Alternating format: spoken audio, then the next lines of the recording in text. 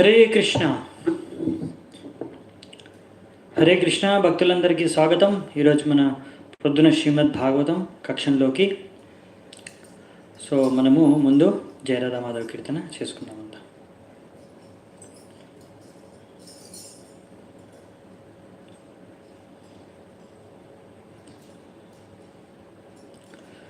జయ రాధ మాధవ कुंज बिहारी गोपी जन वल्लभ गिरिवरधारी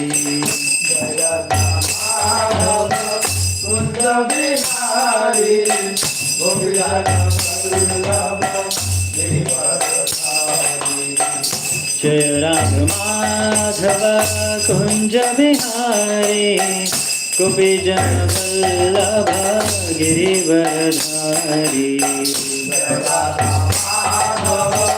कुंज बिहारी गोपी जन वल्लभ गिरिवरधारी जय राधा माधव कुंज बिहारी गोपी जन वल्लभ गिरिवरधारी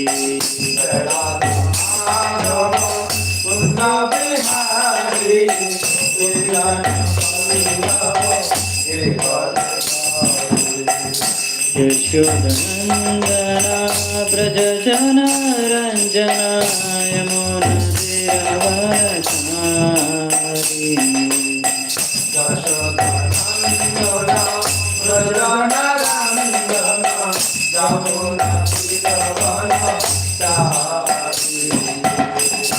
यशोदनंदना ब्रज जन रंजना यमुना तीरवरचारी यशोदनंदना ब्रज जन रंजना यमुना तीरवरचारी यशोदनंदना ब्रज जन रंजना यमुना तीरवरचारी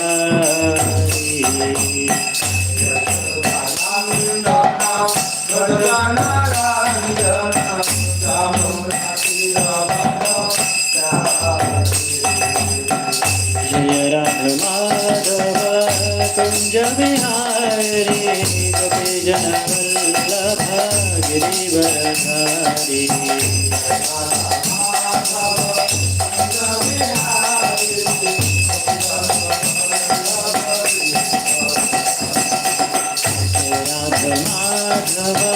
कुंज बिहारी गोपी जन वल्लभ गिरिवरधारी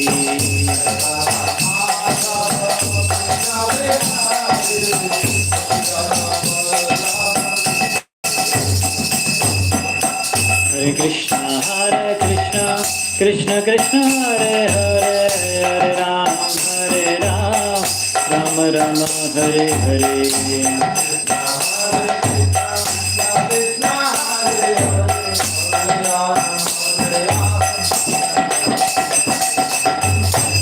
कृष्ण कृष्ण कृष्ण हरे हरे हरे राम राम राम हरे हरे हरे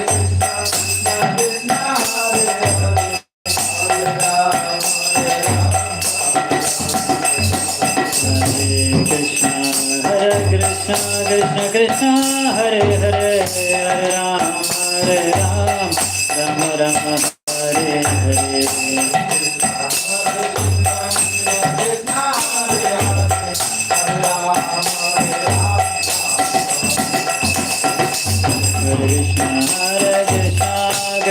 कृष्ण हरे हरे राम राम राम हरे हरे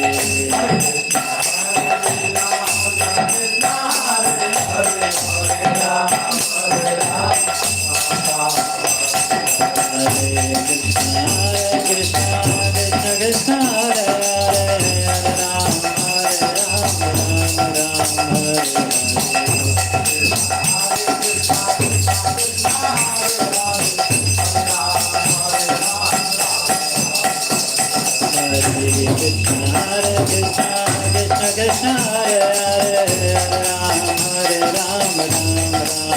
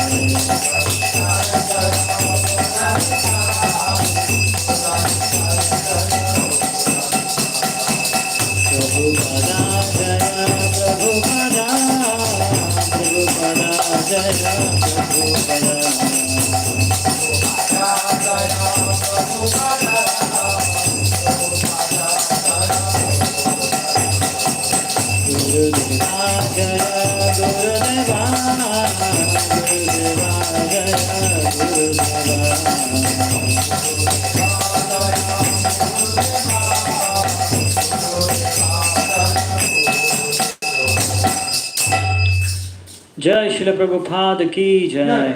श्री हरिनाम संकीर्तन की जय। समेत गौर भक्त वृंद की जय। निताय गौर सीतनाथ प्रेमानंदे हरि हरि बोल।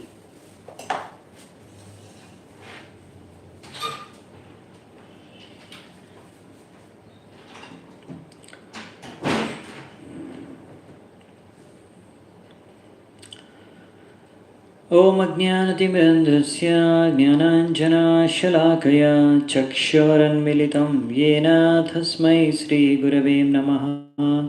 श्रीचैतन्यमनोभीष्टं स्थापितं येन भूतले स्वयं रूपः कदा मह्यं ददाति स्वपदान्तिकं। वन्देऽहं श्रीगुरून् श्रीयुतापदकमलं श्रीगुरून् वैष्णवांश्च श्रीरूपं साग्रजातं सहगना रघुनाथान्वितां तं सजीवं साद्वैतं सावधूतं परिजनसहितं कृष्णचैतन्यदेवं श्रीराधा कृष्णपादान् सहगणललिता श्रीविशाखान्वितांश्च। नमो ॐ विष्णुपादाय कृष्णप्रेष्ठाय भूतले श्रीमते भक्तिवेदान्त स्वामिनिधि नामिने। नमस्ते सारस्वती देवे गौरवाणी प्रचारिणे निर्विशेष शून्यवादी पाश्चात्यदेशधारिणे। नमो महावदन्याय कृष्णप्रेमप्रदायते कृष्णाय कृष्णचैतन्य नामिने गौरत्विषे नमः। हे कृष्णा करुणा सिंधु दीनबंधु जगत्पते गोपेश गोपिका कांता राधा कांत नमोस्तुते।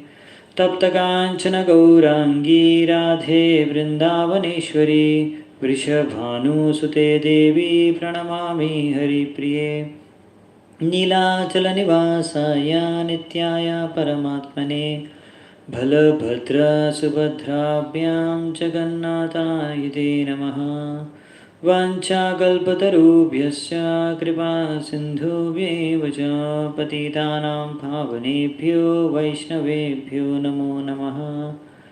जय श्री कृष्ण चैतन्य प्रभु नित्यानंद श्री अद्वैता गदाधर श्रीवासादि गौरभक्तवृंद।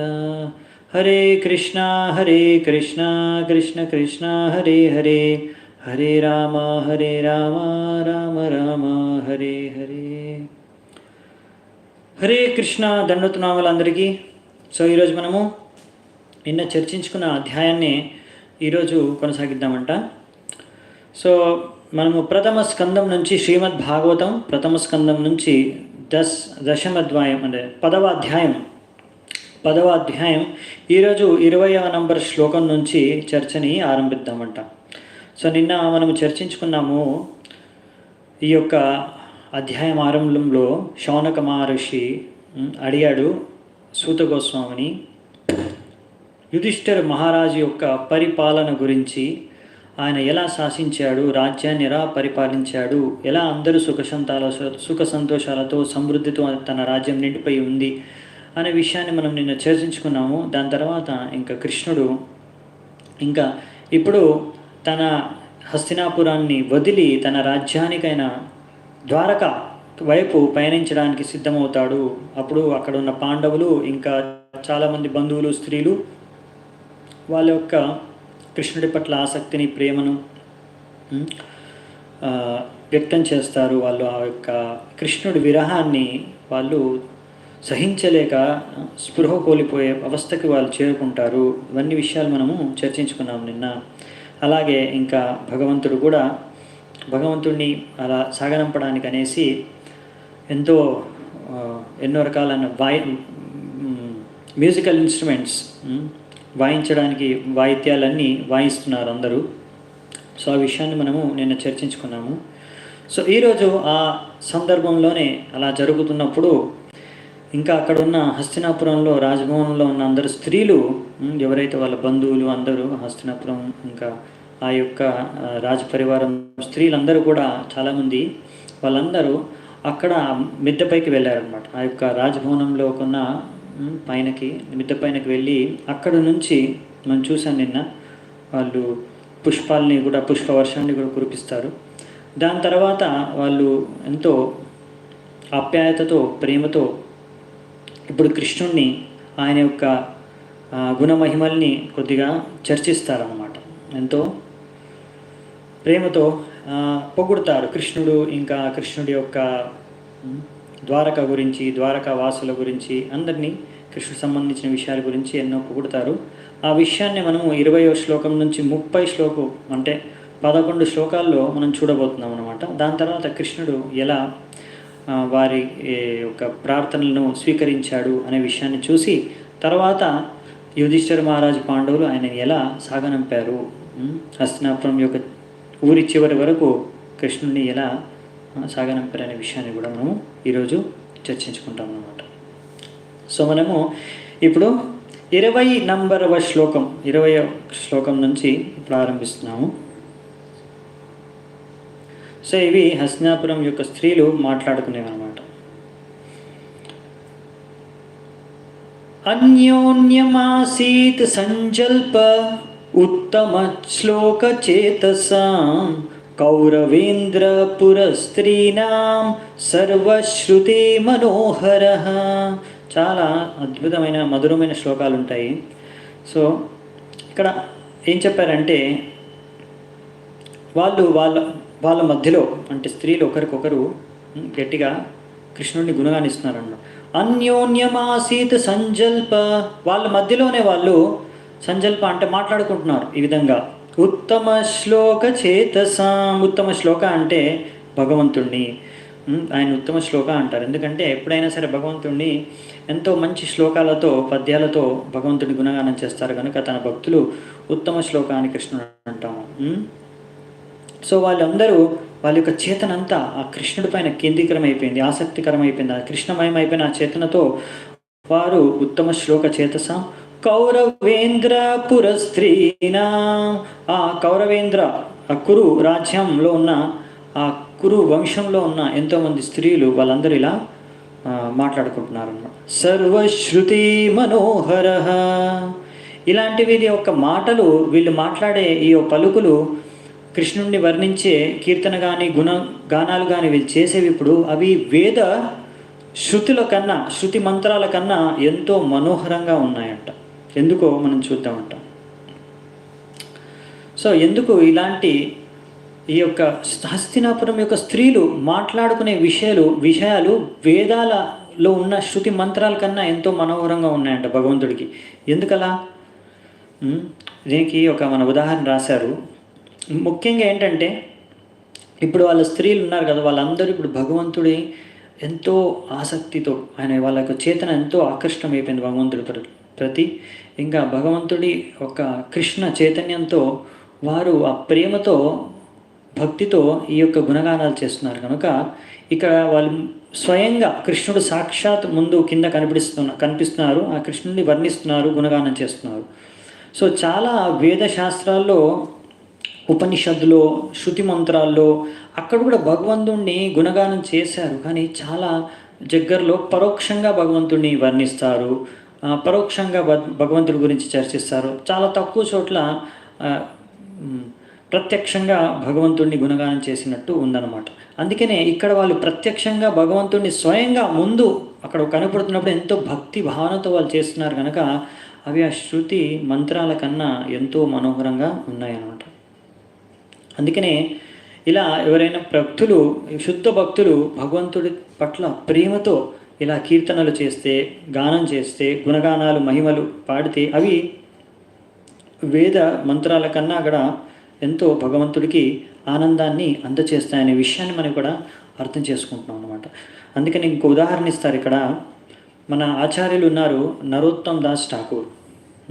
ఆయన మన గౌడీ సంప్రదాయంలోనే ఆచార్యులు అన్నమాట.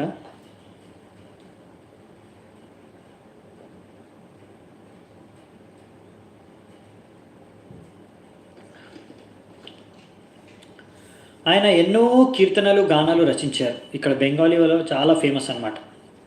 చాలామంది ఇక్కడ బెంగాల్లో కృష్ణుడి కీర్తనలు పాడాలి అనుకుంటే భగవంతుడివి. సో ఈ నరోత్తమ్ దాస్ ఠాకూర్ ఇస్కాన్లో, ఇంకా ఇస్కాన్ బయట కూడా ఇక్కడ బెంగాల్లో ఆయన కీర్తనలు చాలా ఫేమస్ అన్నమాట, పాడతారు. ఆయన బెంగాలీలో రాశారు ఆయన సొంత వాక్యాల్లో. కానీ అందులో ఉన్న సారం అంతా వేద శృతి మంత్రాల్లో ఉన్న సారాన్ని వాళ్ళు వ్యక్తం చేశారు ఎంతో మధురంగా. సో ఇలా మన ఆచార్యులు రాశారు కదా. సో ఇంకొక ఆచార్య అయిన శ్రీల విశ్వనాథ చక్రవర్తి ఠాకూర్, ఈయన ఎంతో పండితుడు అనమాట. ఈయన మొత్తం ఈ యొక్క శ్రీమద్ భాగవతానికి కూడా విశ్వనాథ చక్రవర్తి ఠాకూర్ కూడా ఈ యొక్క టీకా అంటే మన భాష్యాన్ని రాశారనమాట భాగవతంకి. సో అందులోంచి ఇంకా జీవ గోస్వామి, ఇంకా ఇలా కొన్ని ఆచార్యుల నుంచి, టీకాల నుంచి, భాష్యాల నుంచి మన ప్రభుపాద్ వారు ఇక్కడ అంతా మనకి ప్రస్తుతించారనమాట. ఇంకా ఆయన నేర్చుకునేవంతా ఆయన గురు మహారాజ్ నుంచి ఇక్కడ మన తాత్పర్యాల్లో ప్రభుపాదుల వారు రాశారనమాట. సో విశ్వనాథ్ చక్రవర్తి ఠాకూరు మన ఆచార్యుడే గౌడీ వైష్ణవ పరంపరలో. ఆయన ఏమంటున్నారు అంటే, ఇలా నరోత్తమ్ దాస్ ఠాకూర్ రాసిన కీర్తనలు, గానాలు, ఈయన వ్రాసిన గానాలు, కీర్తనలు కూడా ఆ వేదాల యొక్క శృతి మంత్రాలతో సమానమే. ఎందుకంటే ఈయన కూడా ఆ భక్తి ప్రేమతో ఆ సారాన్ని వ్యక్తం చేస్తున్నాడు తన సొంత వాక్యాల్లో అని. సో ఈ విషయం ఇలాగే ఇక్కడ కూడా హస్తినాపురం స్త్రీలే అయినా కానీ వాళ్ళు మాట్లాడుకునే సాధారణ మాటలే అనుకోవచ్చు మనం, వాళ్ళు మాట్లాడుకుంటున్నారు కానీ అవి కృష్ణుడిని గుణగానం చేస్తున్నాయి. ఇంకా వాళ్ళు శుద్ధ భక్తితో చేస్తున్నారు కనుక అవి కృష్ణుడికి వేద మంత్రాల కన్నా మనోహరంగా ఉన్నాయి అని ఆ విషయం ఇంకా మనకు అర్థమవుతుంది. ఇప్పుడు చూస్తే వాళ్ళు ఏం మాట్లాడుకుంటున్నారు, వాళ్ళు ఏం గుణగానం చేస్తున్నారు. సవైకిలాయం పురుష పురాతనో య ఏకాసీద విశేష ఆత్మని అగ్రే గుణేభ్యో జగదాత్మనీశ్వరే నిమీలితాత్మన్ నిశిసుప్త శక్తిషు. ఇక్కడ ఏం చెప్తున్నారంటే, ఈ భగవంతుడు ఆ పురుష పురాతనం, ఆ పురాతన ఆది పురుషుడు అంటే భగవంతుడే. ఆయనే ఈ యొక్క మొత్తం సృష్టి కన్నా ముందు ఉన్నాడు.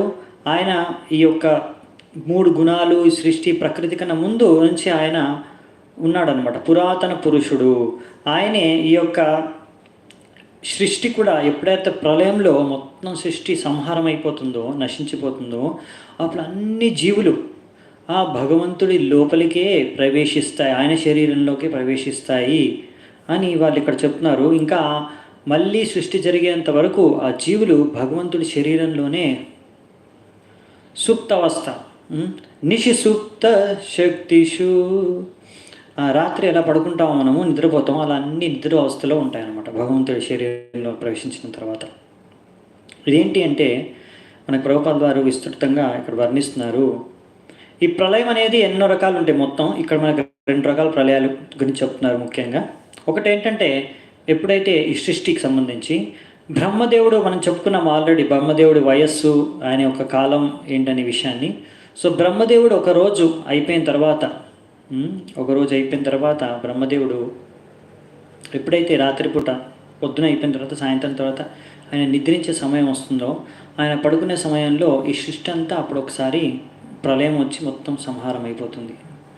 దాని తర్వాత అప్పుడు బ్రహ్మదేవుడితో సహా అన్ని జీవులు గర్భోదాక్షయ విష్ణు లోపలికి వెళ్ళి నిద్రిస్తాయన్నమాట. రాత్రంతా ఎంతసేపు బ్రహ్మదేవుడు దినం ఉందో 12 గంటలు, అంతే 12 గంటలు మళ్ళీ రాత్రిపూట. సో రాత్రిపూట అంతా అందరూ గర్భోదాక్షయ విష్ణు లోపల వెళ్ళి శయనించి, అంటే శయన అవస్థలో పడుకొని ఉంటారనుకోండి అన్ని సంవత్సరాలు. మళ్ళీ బ్రహ్మదేవుడు ఎప్పుడైతే పొద్దున మళ్ళీ లేస్తాడో, అంటే ఆయన మార్నింగ్ పొద్దున అవుతుందో, మళ్ళీ ఆయన ఆ కుమరం పువ్వు పైన ప్రకటిస్తాడు. దాని తర్వాత మళ్ళీ సృష్టి అనేది జరుగుతుంది. అప్పుడు మళ్ళీ అన్ని జీవులు కూడా ఆ యొక్క గర్భోదాక్ష విష్ణు నుంచి ఉత్పన్నమై మళ్ళీ అన్ని ముల్లోకాల్లో నిండిపోతాయన్నమాట. వివిధ రకాల శరీరాలు వాళ్ళు స్వీకరిస్తారు వాళ్ళ యొక్క కర్మాల అనుసారంగా. సో ఇలా ప్రతి రాత్రి ప్రళయం మళ్ళీ ప్రతిరోజు ప్రొద్దునే బ్రహ్మదేవుడి సృష్టి అనేది జరుగుతుందన్నమాట. ఇది ఒక రకమైన ప్రళయం అయితే, ప్రతిరోజు బ్రహ్మదేవుడి యొక్క రాత్రిపూట జరిగేది అయితే ఇంకొక పెద్ద ప్రళయం జరుగుతుందండి. అది బ్రహ్మదేవుడి యొక్క 100 సంవత్సరాలు పూర్తయిన తర్వాత. 100 సంవత్సరాలు బ్రహ్మదేవుడిది పూర్తయిన తర్వాత మొత్తం బ్రహ్మ ఇంకా అన్ని జీవరాశులతో సహా ఆ మహావిష్ణువు లోనికి ప్రవేశిస్తాయి. ఎప్పుడైతే ఆయన శ్వాసని పీల్చుకుంటాడో అప్పుడు అన్ని బ్రహ్మాండాలు అన్ని జీవరాశులతో సహా ఆయన లోపలికి ప్రవేశిస్తాయి, ఆయన శరీరంలోకి. మళ్ళీ ఆయన ఎప్పుడైతే ఆయన యొక్క శ్వాసను వదులుతాడో అప్పుడు మళ్ళీ అన్ని బ్రహ్మాండాలు పుట్టుకొస్తాయి. సో ఇలా జరుగుతుందన్నమాట. ఇది మనము ఇక్కడ మనకు తెలుసుకున్నాము.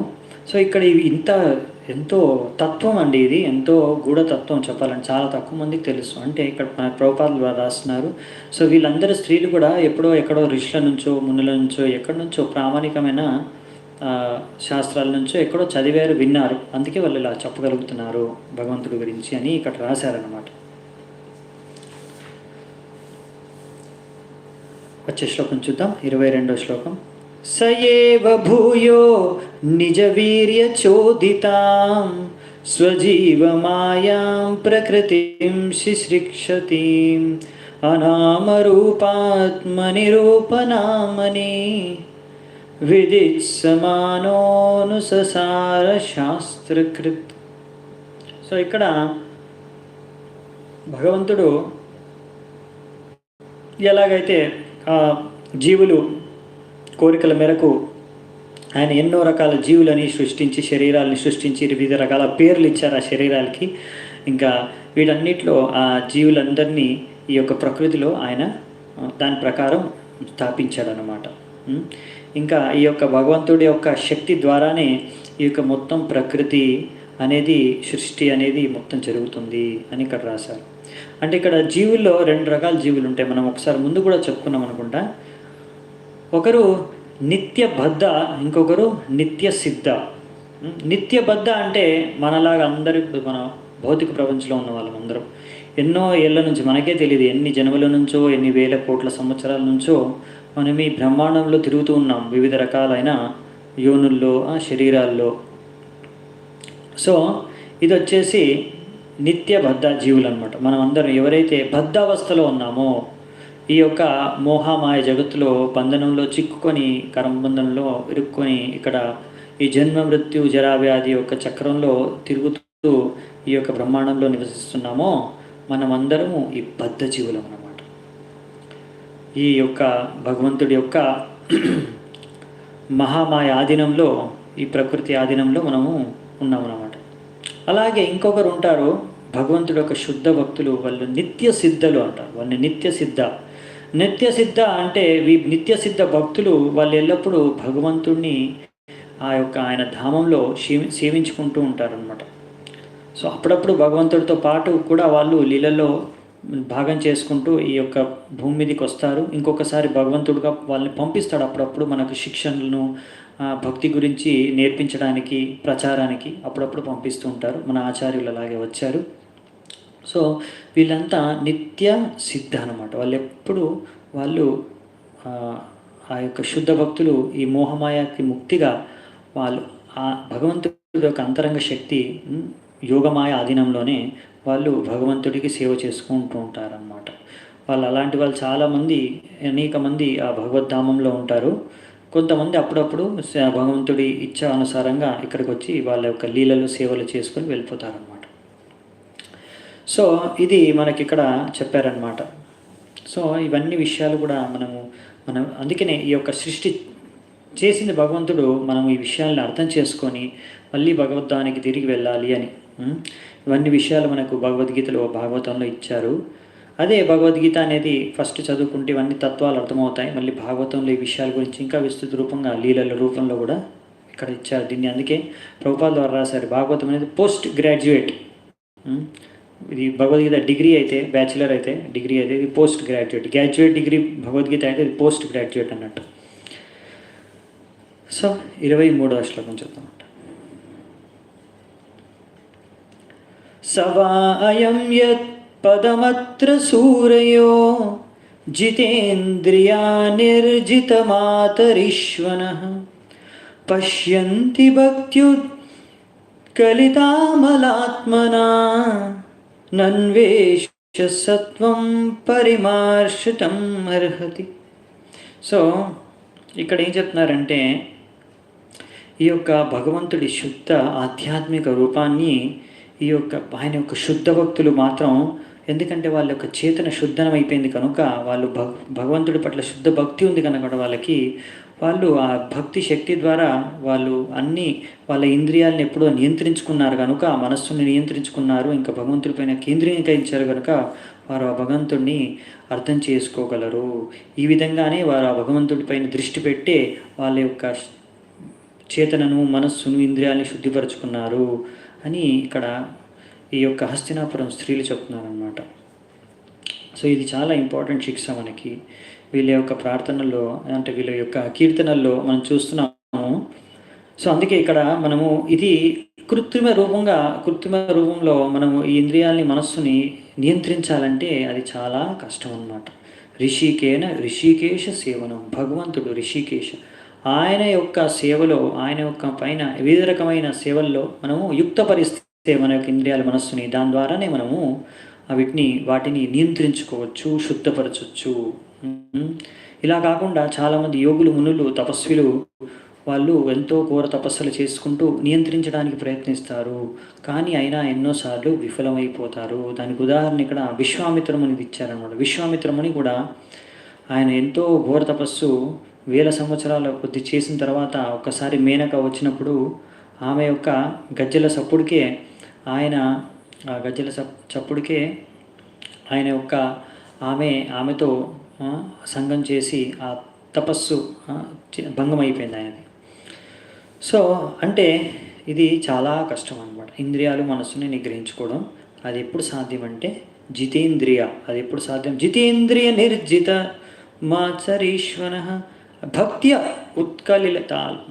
భక్తి ద్వారా పశ్యంతి, భగవంతుడిని చూసి భక్తి ద్వారా భగవంతుడి పట్ల ఇది సంభవం అన్నమాట ఇక్కడ రాశారనమాట. సవా అయం సఖ్యనుగీత సత్కతో వేదేషు గుహ్యేషు చ గుహ్యవాదిభిః స ఏకైషో జగదాత్మలీలయా సృజత్యవత్యత్తి న తత్ర సజ్జతే. సో ఇక్కడ ఏం చెప్తున్నారంటే ఈ యొక్క భగవంతుడి యొక్క లీలలు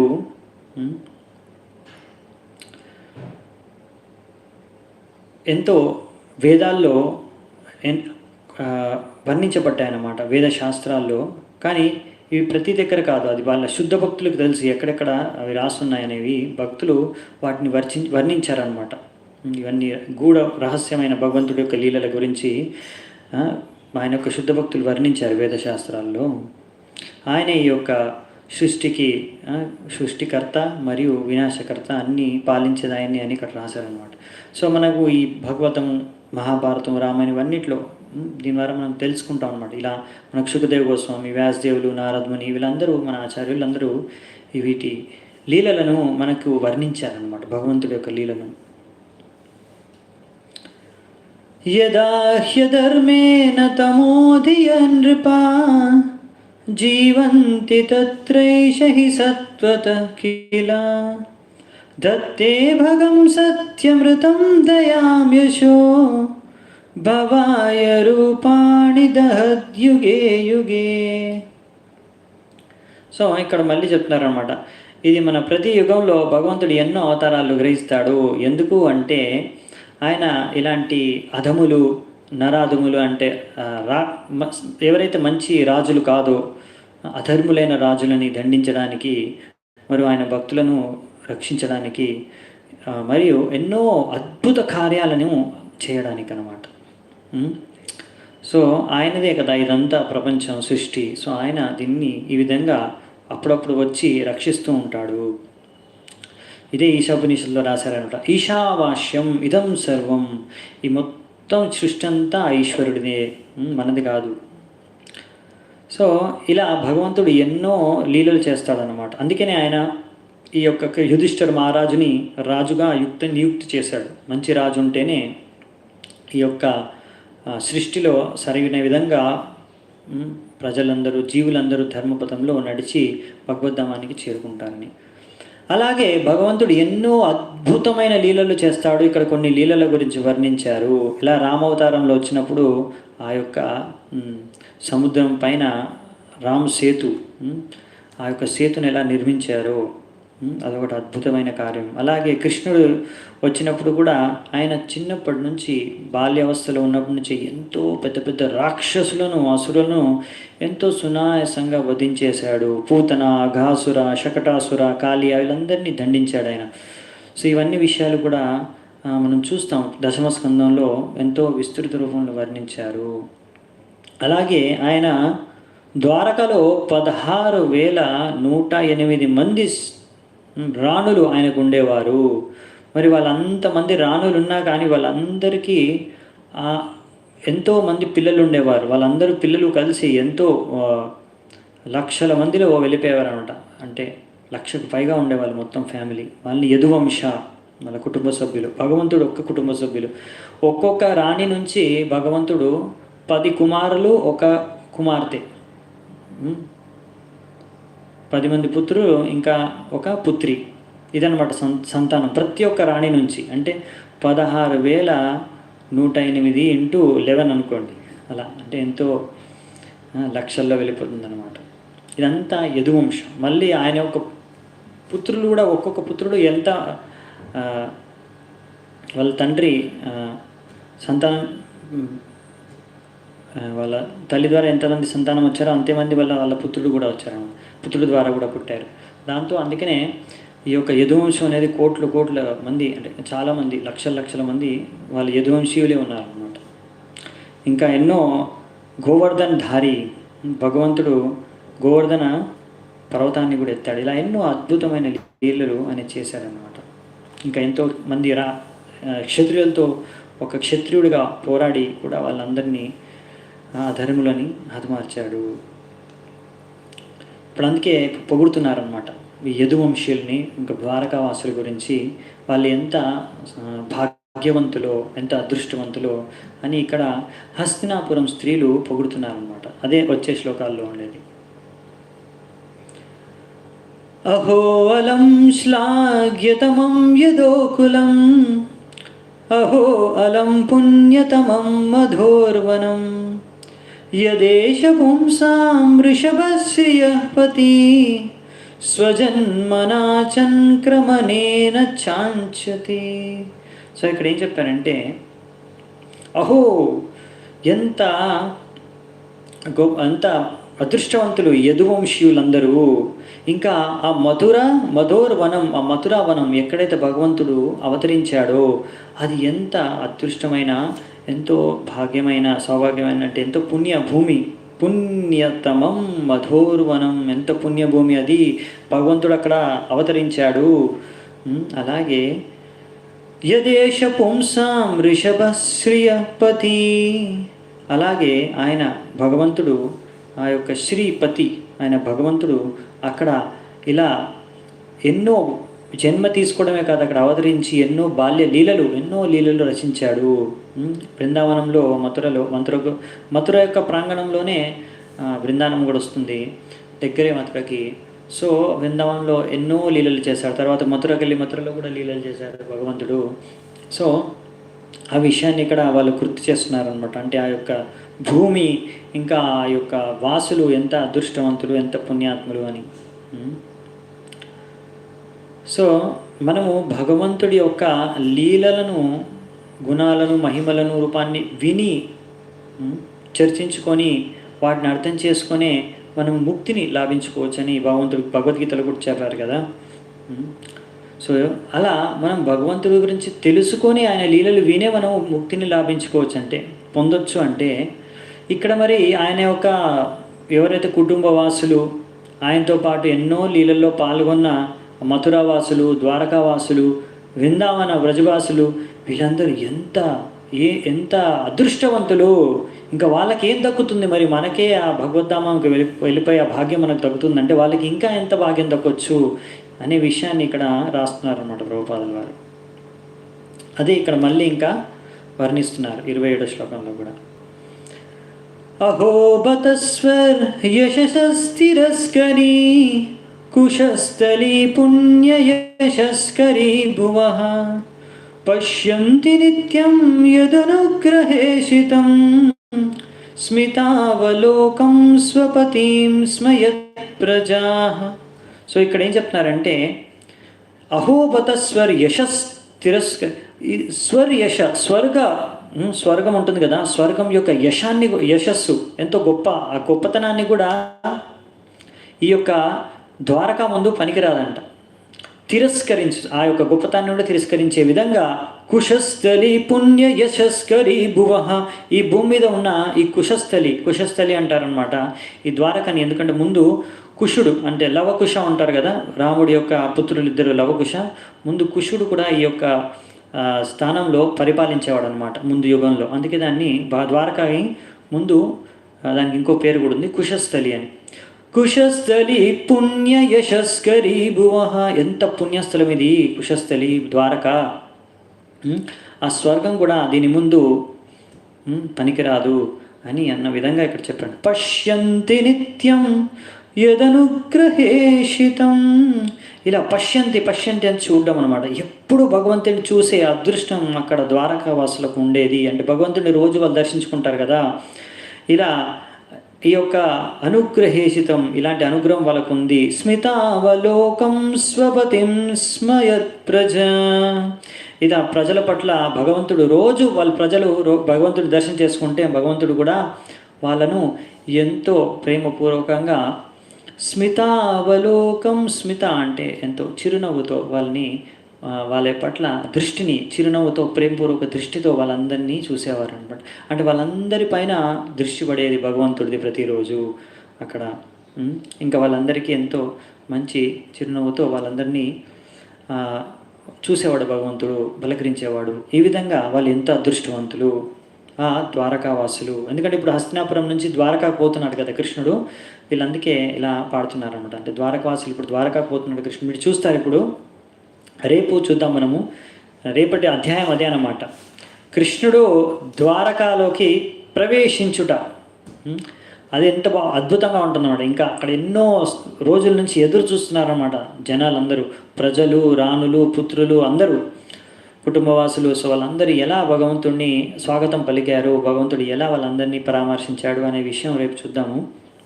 సో ఈరోజు అందుకే వీళ్ళు ఆ ద్వారకవాసులు ఇప్పుడు పోతున్నాడు కదా ద్వారకకి కృష్ణుడు, ఎంత అదృష్టవంతులో, ఎప్పుడు భగవంతుడి దర్శనం చేసుకునే భాగ్యం వాళ్ళకు దక్కింది అని ఇక్కడ వాళ్ళు అనుకుంటున్నారనమాట. నూనం వ్రతస్నానహుతాదినేశ్వరః సమర్చితో హ్యస్య గృహీతపాణిభిః పిబంతి యాసాఖ్యదరామృతం ముహుర్వ్రజస్త్రియః సమ్ముముహుర్యదాశ్యయః. సో ఇక్కడ ఏం చెప్తున్నారంటే, ఇప్పుడు మరి ఇంకా ద్వారకా వాసులే కాదు, మరి ఆ రాణులు ఇంకెంత అదృష్టవంతులు. వాళ్ళు భగవంతుడే వాళ్ళకి భర్తగా లభించాడు. వాళ్ళు ఎన్ని పుణ్యాలు, ఎన్ని రకాల వ్రతాలు, ఎన్ని యజ్ఞాలు, ఎన్ని తపస్యలు చేసుంటారో ఎన్ని జన్మల్లో, ఇప్పుడు భగవంతుడు వారికి ఒక తన భర్తలాగా లభించారు. భర్త రూపంలో భగవంతుడి యొక్క ఎప్పుడు వాళ్ళతో ఆదాన ప్రదానం చేస్తుంటాడో, ఎంతో వ్యవహారం చేసే, ఎంతో ఆ భగవంతుడి యొక్క మాధుర్య రసంలో భగవంతుడు వాళ్ళతో ఆస్వాదిస్తారు వాళ్ళని. ఆ భగవంతుడు యొక్క అధర మధురాన్ని వాళ్ళు స్వీకరిస్తారు, వ్యవహరిస్తారు భగవంతుడు వాళ్ళతో. సో వారు ఎంత అదృష్టవంతులు.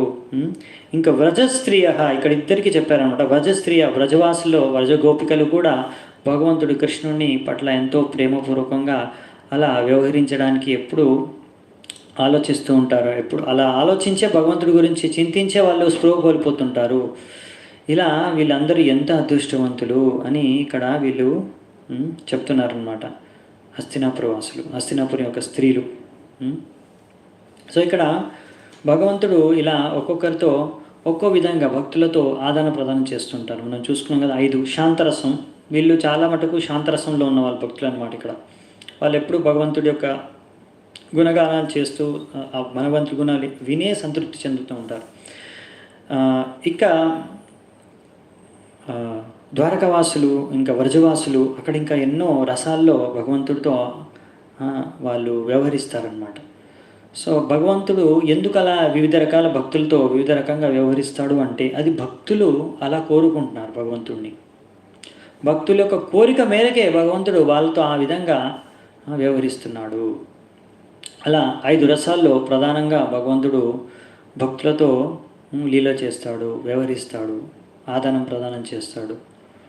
ఒకటి శాంతరసం, ఇంకొకటి ముఖ్యంగా ఇక్కడ దాస్యరసం, సాఖ్యరసం, వాత్సల్యరసం, ఇంకా మాధుర్య రసం.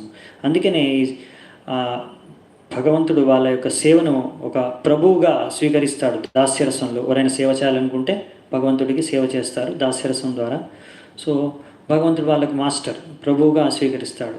కొంతమంది భగవంతుడితో సాఖ్యవసంలో, అంటే ఒక ఫ్రెండ్ లాగా, మిత్రుడిలాగా వ్యవహరించాలి అని కోరుకుంటారు. వాళ్ళతో కృష్ణుడు మిత్రుడిలాగా, స్నేహితుడిలాగానే వ్యవహరిస్తాడు. అలాగే కొంతమంది కృష్ణుడిని తన కుమారుడిలాగా వాత్సల్యంతో ఆయన్ను ప్రేమించాలి, భక్తి చేసుకోవాలనుకునే వారికి ఆ విధంగానే ఆయన వాళ్ళకు పుత్రుడి రూపంలో వ్యవహరిస్తాడనమాట. పుత్రుడి రూపంలో జన్మించి ఆ యశోద, నందబాబా, దేవకి, వసుదేవులు, ఇంకా పెద్ద గోపికలందరూ కూడా కృష్ణుడిని వాళ్ళ పుత్రుడి సమానంగా వాళ్ళు వాత్సల్యంతో కృష్ణుడిని ఆరాధిస్తారనమాట ఆ భావనలో. ఇంకా మాధుర్య రసంలో కృష్ణుడు ఇక్కడ 2 రకాల విధాలుగా భగవంతుడు భక్తులతో ఆదాన ప్రదానం చేస్తుంటారన్నమాట. ఒకరేంటంటే భగవంతుడి యొక్క ద్వారకాలో ఉన్న భగవంతుడి రాణులు. భగవంతుడు రాణులు వాళ్ళందరూ కూడా మాధుర్య రసంలోనే భగవంతుడితో వ్యవహరిస్తారు. కానీ వాళ్ళందరూ వివాహితులు, భగవంతుడిని వివాహం చేసుకొని ఆ మాధుర్య రసంలో భగవంతుడితో ఆదాన ప్రదానం చేస్తుంటారు. కానీ వ్రజవాసులు వ్రజగోపికలు వారు భగవంతుడితో వాళ్ళది వివాహం కాకుండా వాళ్ళు భగవంతుడితో మాధుర్య రసంలో వాళ్ళు వ్యవహరిస్తారనమాట. ఎందుకంటే వాళ్ళు అలా వాళ్ళ యొక్క కోరిక భగవంతుడు వాళ్ళ కోరిక మేరకు అలా తీరుస్తారనమాట వాళ్ళ కోరిక. సో ఎవరైతే ఇలా ద్వారకా రాణులు మాధుర్య రసంలో భగవంతుడితో వివాహం తర్వాత వాళ్ళు వ్యవహరిస్తారో దాన్ని స్వకీయ రస అంటారు. వివాహం కాకుండా భగవంతుడితో ఆ మాధుర్య రసంలో వ్యవహరించే వాళ్ళని పరకీయ రస అంటారు. ఇందులో మాధుర్య రసంలో రెండు ఉంటాయన్నమాట. స్వకీయ అనేది ద్వారకలో ఉంటుంది, ద్వారకా మథురలో. అక్కడ మన వ్రజవాసిలో అంటే బృందావనంలో ఉండేది పరకీయ రసం.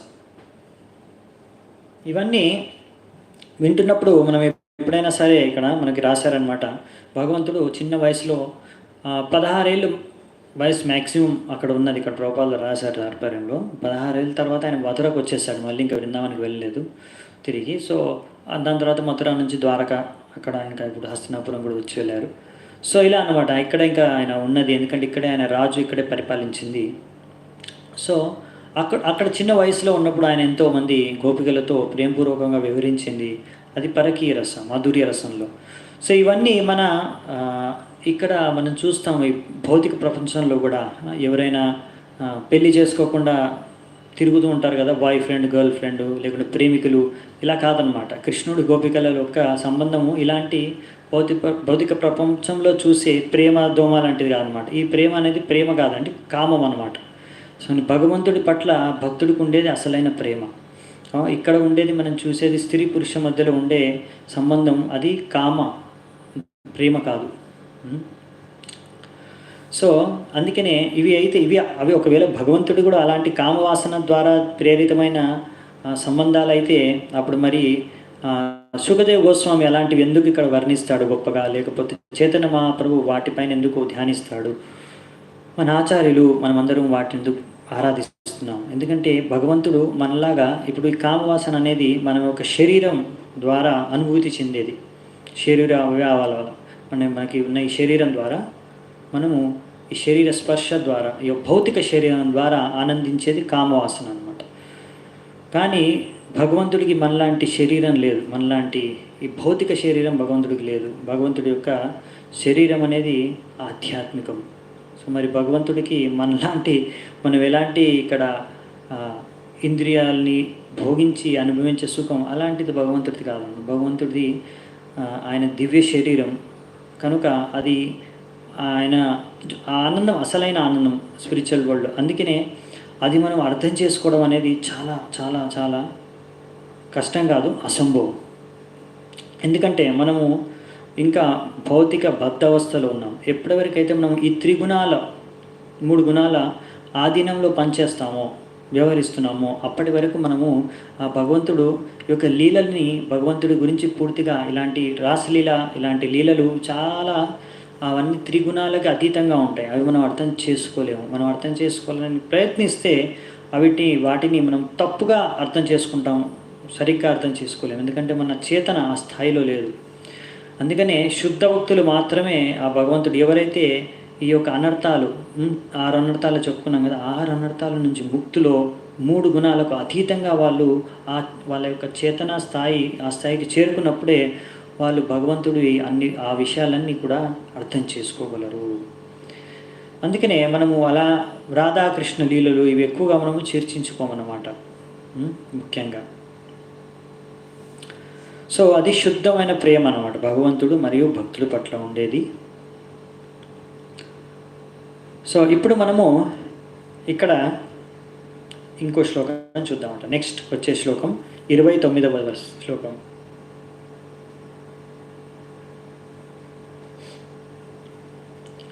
యా వీర్యశుల్కేన హృతాశ్రయామరే ప్రమత్య చాధ్య ప్రముఖాన్ హి శుష్మినః ప్రద్యుమ్న సంబాంబసుతాదయో పరా యాశ్చాహృత భౌమవదే సహస్రశ. సో ఇక్కడ ఏం చెప్తున్నారంటే, యా వీర్య శుల్కేన హృతా స్వయంవరే, యా వీర్య శుల్కేన యథా స్వయంవరే. స్వయంవరంలో భగవంతుడు ఎంతో మంది వీరులను అక్కడ హతమార్చి, ఓడించి, రాణుల్ని, అక్కడ కన్యల్ని, రాజకన్యల్ని, రాణుల్ని అపహరించి దాని తర్వాత స్వయంవరం నుంచి ఆయన పెళ్లి చేసుకున్నాడు. రుక్మిణి, సత్యభామ, ఇలా అందరినీ.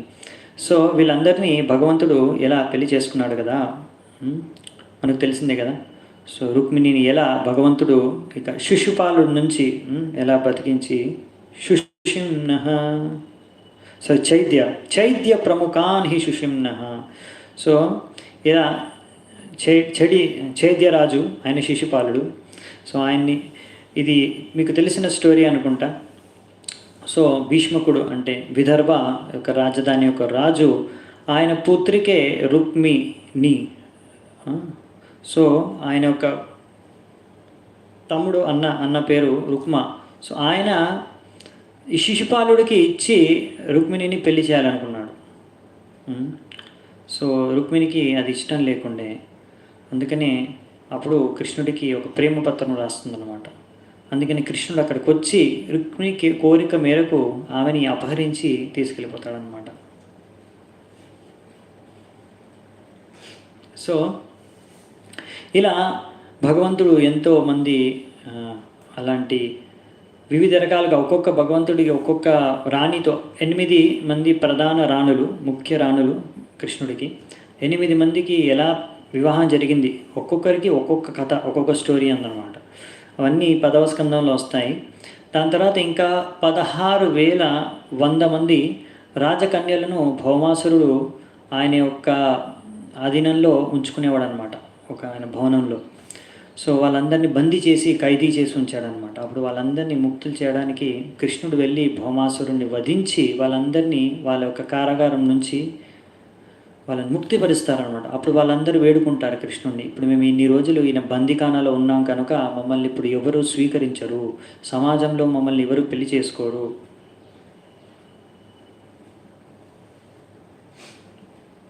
సో అందుకనే సమాజంలో మమ్మల్ని ఎవరు పెళ్లి చేసుకోరు కనుక మీరే మమ్మల్ని వివాహం చేసుకోవాలి, మీరే మమ్మల్ని ఆదుకోవాలి అని వాళ్ళు కృష్ణుడి పట్ల కూడా ఎంతో ఆకర్షితులయ్యారు. ప్రతి ఒక్కరు ఎవరైనా కృష్ణుడిని చూస్తే ఆకర్షితులైపోతారు.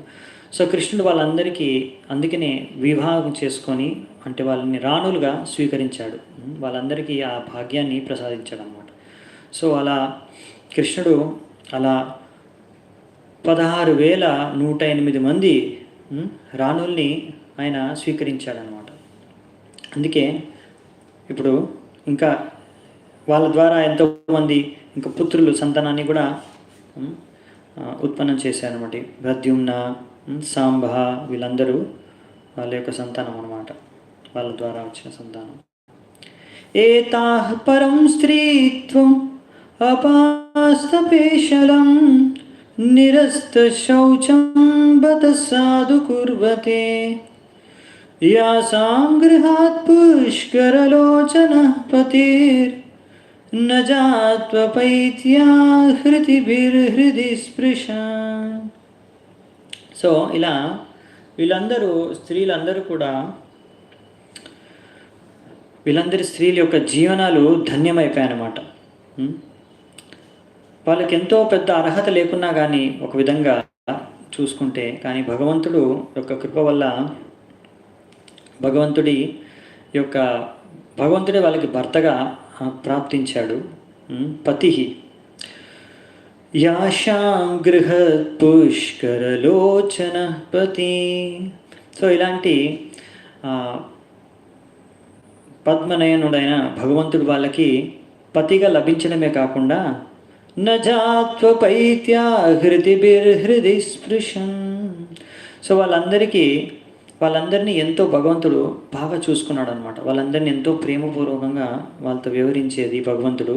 ఇంకా వాళ్ళతో పాటు వాళ్ళ యొక్క నివాసంలో నివసించేవాడు భగవంతుడు. ఇంకా వాళ్ళకి ఎంతో మంచి మంచి ఉపహారాలని ప్రదానించేవాడు, గిఫ్ట్స్, ఉపహారాల్ని, ఎంతో విలువైన ఉపహారాల్ని వాళ్ళకి ఇచ్చేవాడు అనమాట. సో ఇదన్నమాట. ఒక్కొక్కసారి ఎవరైనా ప్రశ్నిస్తారు కదా, ఎందుకు కృష్ణుడికి అంతమంది భార్యలు, 16,000 మంది, 108 మంది భార్యలను ఎందుకు పెళ్లి చేసుకున్నాడు అని.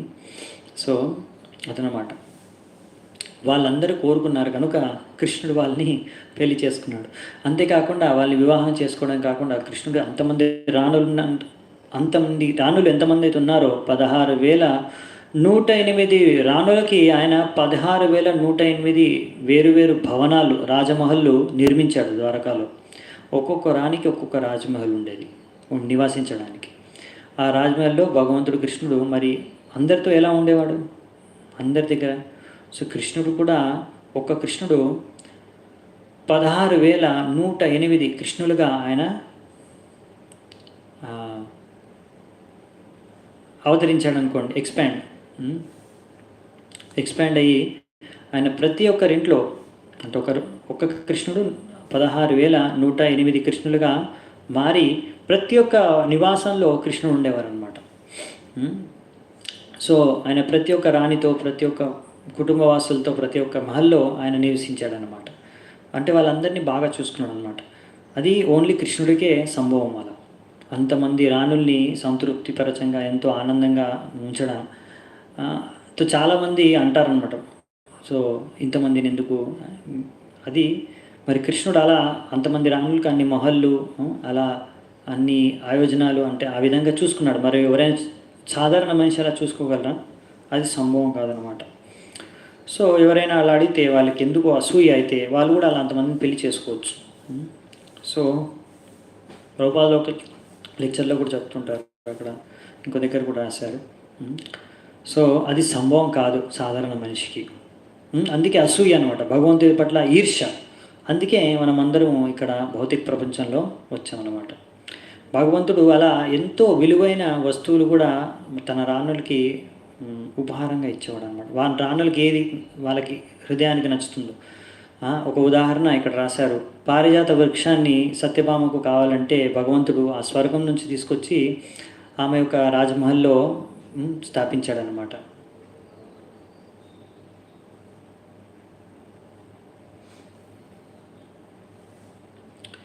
సో 31వ శ్లోకం కూడా చూద్దామంట. ఇలా అనమాట. ఇవన్నీ ఈ విధంగా వీళ్ళు రాణులందరూ ఈ హస్తినాపురం స్త్రీలందరూ గుణగానం చేశారనమాట. ఇప్పుడు వాళ్ళ గుణగానం పూర్తయింది. సో ఇది విన్న కృష్ణుడు ఇప్పుడే వాళ్ళ పట్ల చూసి వాళ్ళ యొక్క ఈ ప్రార్థనలే కానీ కీర్తనలే కానీ వాటిని స్వీకరించి వాళ్ళకి ఒక చిరునవ్వుతో వాళ్ళపైన దృష్టి సారిస్తాడనమాట. దాని తర్వాత ఇప్పుడు వెళ్ళిపోతున్నాడు ఇంకా కృష్ణుడు. ఇంకా లాస్ట్ దర్శనం, అందరిని ఒకసారి అలా దృష్టి అందరిపైన సారించి ఒక చిరునవ్వు నవ్వి అక్కడి నుంచి చిరునవ్వుతో అక్కడ వెళ్తున్నారు అన్నమాట.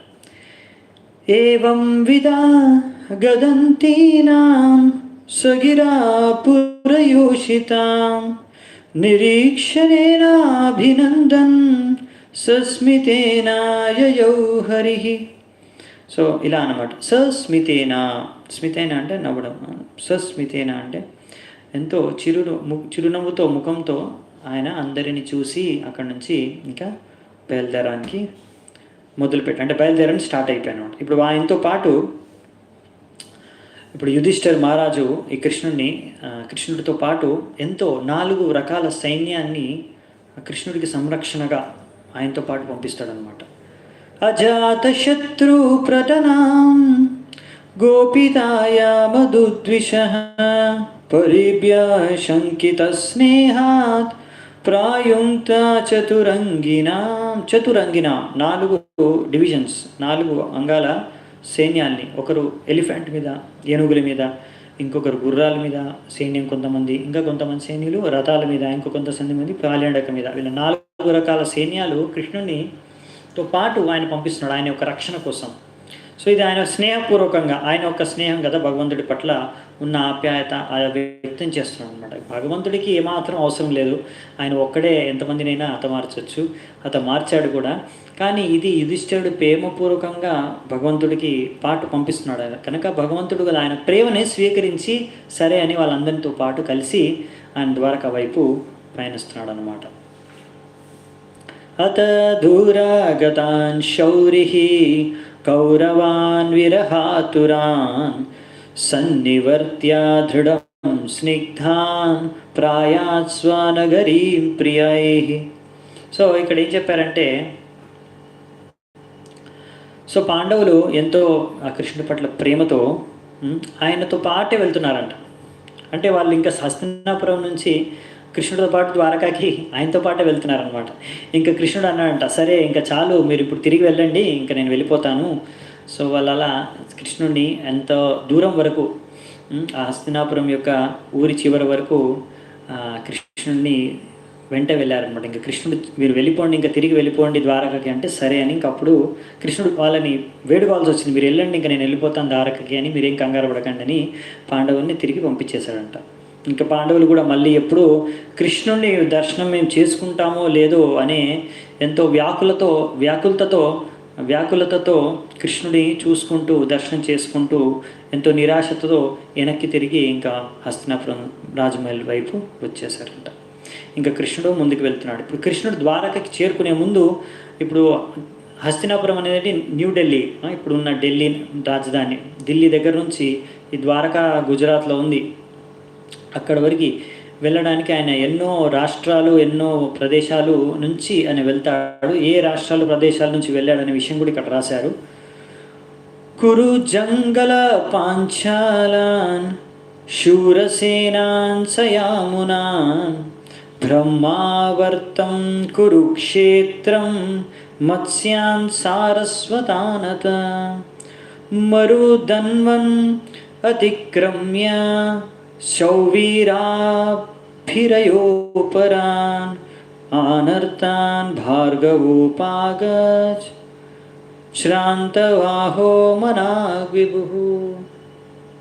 సో ఇక్కడ ఏం చెప్పారంటే శౌనక ఋషికి చెప్తున్నాడు సూత గోస్వామి. సో ఆయన ఎన్నో కురు జంగల, ఈ కురు రాష్ట్రంగా ఉన్న అడవులు అక్కడి నుంచి ప్రదేశాల నుంచి వెళ్తూ పంచాల దేశ, సూరసేని యొక్క రాజ్యం, అక్కడి నుంచి యమున నది ఒడ్డు నుంచి బ్రహ్మావరత, కురుక్షేత్రం, మత్స్య, సారస్వత, ఇవన్నీ ప్రదేశాలు, ఇంకా అక్కడ ప్రదేశాల్లో ఎక్కడైతే ఎడారులు ఉన్నాయో, నీళ్లు చాలా తక్కువ ఉండే ప్రదేశాలు, అవన్నిటి నుంచి కూడా మేము వెళ్తూ శౌవీర అభిర అవన్నీ ప్రదేశాలు వెళ్ళి లాస్ట్కి ఆఖరికి ఆయన ద్వారకకి చేరుకున్నాడు అని ఇక్కడ రాశారనమాట. సో ఇక్కడ ఇవన్నీ ఇప్పుడు ప్రదేశాల పేర్లన్నీ మారిపోయాయి. అవి ప్రభుపాదులు ఇక్కడ రాశారు. ఈ ప్రదేశాల పేర్లన్నీ ఇప్పుడు ఏమున్నాయంటే ఢిల్లీ, పంజాబ్, రాజస్థాన్, మధ్యప్రదేశ్, సౌరాష్ట్ర, గుజరాత్ ఇవన్నమాట. సో అప్పట్లో ఈ పేర్లన్నీ ఇలా ఉన్నాయి కాబట్టి ఇవన్నీ ఆ ప్రదేశాలన్నీ అప్పట్లో కూడా ఉన్నాయన్నమాట. ఎడారి ఉంది అంతే కదా, రాజస్థాన్లో ఎడారి ఉంది, మధ్యప్రదేశ్లో తక్కువ నీళ్ళు ఉంటాయి. సో ఇవన్నీ ప్రదేశాలు అప్పుడు కూడా ఉండే, కాకపోతే పేర్లు వేరున్నాయి అంతే. సో మనం దీని ద్వారా అర్థం చేసుకోవచ్చు అని ఇక్కడ ప్రభుపాల ద్వారా రాశారనమాట. కొంతమంది అంటారు సైంటిస్టులు, ఇవి కురుక్షేత్రం లేదు, ఇదంతా అలాంటి ప్లేస్ ఎక్కడ లేదు అని అంటారు. ఇంకా కొంతమంది అంటారు ఆ ఎడారి అనేది కొత్తగా ఏర్పడింది, ముందు లేదు అని. కానీ ఇక్కడ మనకు అన్నీ కనిపిస్తున్నాయి, ఇక్కడ రాశారు క్లియర్గా. అప్పట్లో కూడా అక్కడ ఎడారి ఉంది అనేసి ఇంకా ఇవన్నీ విషయాలు రాశారు. కనుక ఈ ప్లేసెస్ అన్నీ అప్పట్లో కూడా ఉన్నాయి, పేర్లు వేరుగా ఉండొచ్చు. ఏదైతే ఉంది మనకైతే కృష్ణుడు ఇప్పుడు ద్వారకాకి చేరుకున్నాడు, అది మనకు చాలా ముఖ్యమైన విషయం అని ఇక్కడ మనకి ప్రభుపాద ద్వారా రాశారనమాట. తత్రైతైర్ హరి ప్రత్యుదధార్హణః సాయం భేజే దిశం పశ్చాత్ గ్రవిష్టో గాం గతస్తత. సో ఆయన ఇలా ఎన్నో ప్రాంతాల నుంచి ప్రయాణించి వెళ్ళేటప్పుడు అక్కడ ఎన్నో చోట్ల ఆయన్ని ఎంతో ఆదరపూర్వకంగా ఆహ్వానించారు, ఆయన్ని ఆదరించారు, ఆరాధించారు జనాలు దారిలో. సో అక్కడక్కడ ఆయన ఆగుతూ వెళ్ళాడు. ముఖ్యంగా ఈవినింగ్ టైంలో, సంధ్యా సమయంలో, సూర్యాస్తమయం సమయంలో ఆయన అప్పుడు సంధ్యావందనం చేసుకోవడానికి అలాంటి కార్యాల కోసం కూడా ఆయన అక్కడక్కడ ఆగుకుంటూ విశ్రాంతి తీసుకుంటూ వెళ్ళారనమాట. అందరి ఒక ఆదరణ ఆప్యాయతను స్వీకరిస్తూ భగవంతుడు ద్వారకాకి వెళ్ళాడు మెల్లిగా అని ఇక్కడ రాశారనమాట. సో ఇలా భగవంతుడు కూడా ఇలా సంధ్యావందనం ఇవన్నీ చేసుకునేవాడు. భగవంతుడికి ఏమి అవసరం లేదు, కానీ మన మానవ సమాజానికి,